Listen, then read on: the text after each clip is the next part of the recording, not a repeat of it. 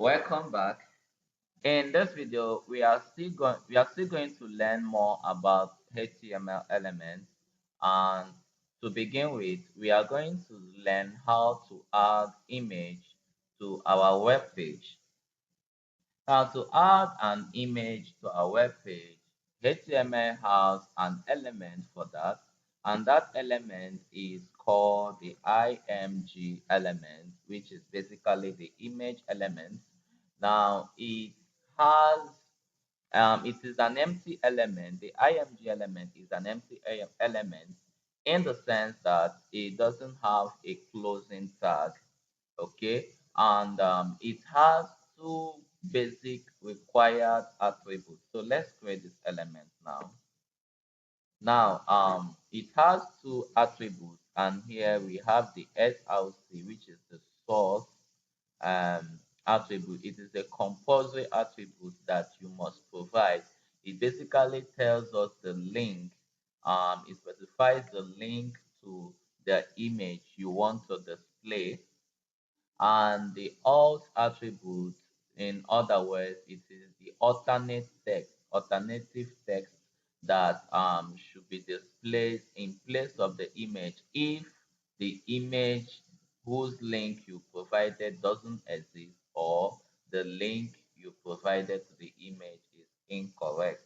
Okay, so the alternate text is going to tell us what to display. Okay, of course we can have other attributes like the size, that is the height and the width of the image, which we can define, but those are optional.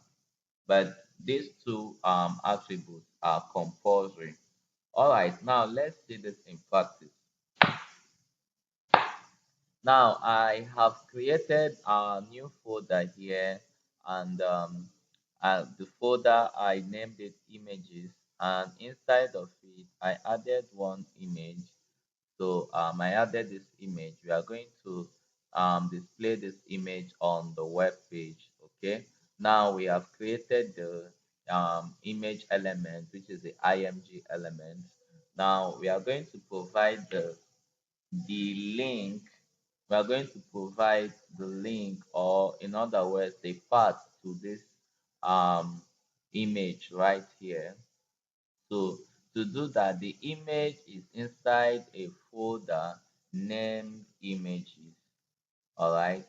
So inside of this our directory, mm, where we have this index.html file, we have a folder named images, which is this folder. And we go into the folder, we have an image named mountain.jpg. So this is the path to the image. Now let's provide the alternate text. Let's just say image. You can name it whatever you want, but it's advisable to give it a descriptive name that describes the image you are displaying. In case there is an error, you will know where to look at. Okay, so let's save this and go back to our browser.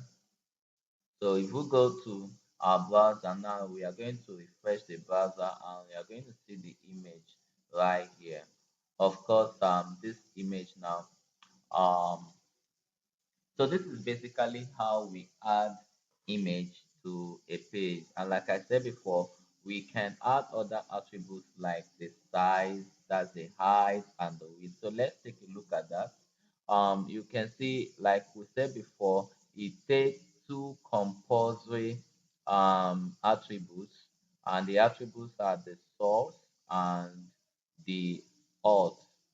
Must provide the two, and then now we can provide the width of this image. Let's call the width, let's give it a width of 250, and let's give it a height of 250 as well, and let's save.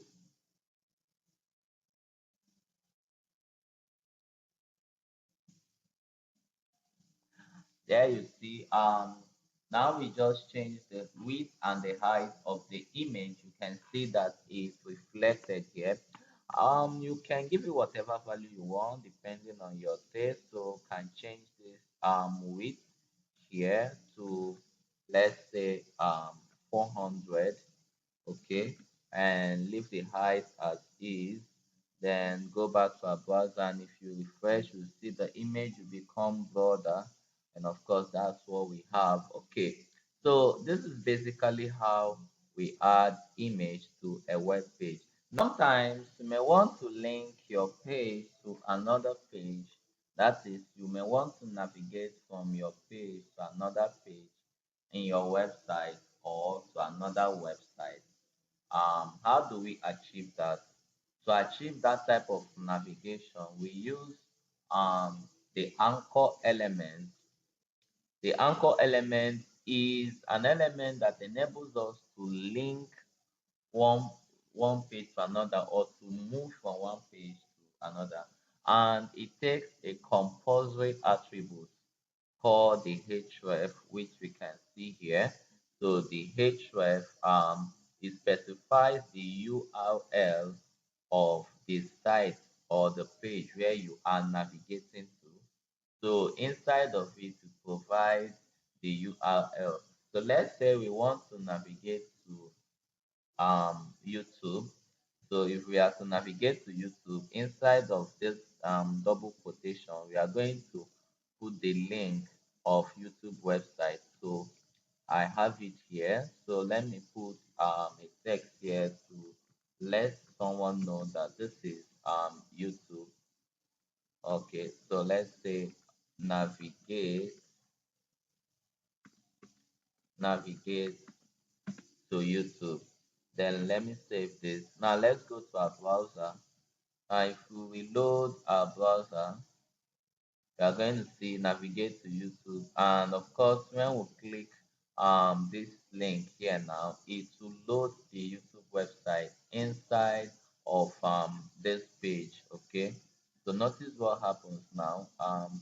This this URL here is going to be replaced by the actual YouTube website. All right, you can see that on clicking that link, the YouTube website is loading in the same page. Of course, my network is poor, but you can see in the URL here, it's no longer the path to our file. It's now the YouTube website. Now, what if you want a situation whereby when you click on this link, it doesn't load on this page, but it loads on another tab? So how do we achieve that? To do that, we are going to add another attribute here. Besides the href attribute, we are going to add another attribute, and the name of that attribute is target. So target, and then there are options here. So the option that will give us that behavior is underscore blank. Okay, so this basically says, what this means is load this site on another tab. Okay, open another tab and load this website. Don't load it on the same page on which we have this link. So let's save this file now and go back to our browser, refresh the browser, and then click on this link. If you click on this link, of course it will load in another tab. You can see it's loading on another tab, and this is our page, this is the tab. All right, and of course, besides this, normally we can achieve this behavior by holding down the control key on a laptop, on your system, and clicking on the link. But the way to do this using HTML, the standard way is to add the target underscore blank that we just added here. So this simple piece of code here will tell the browser to load this page, to load this website on another tab.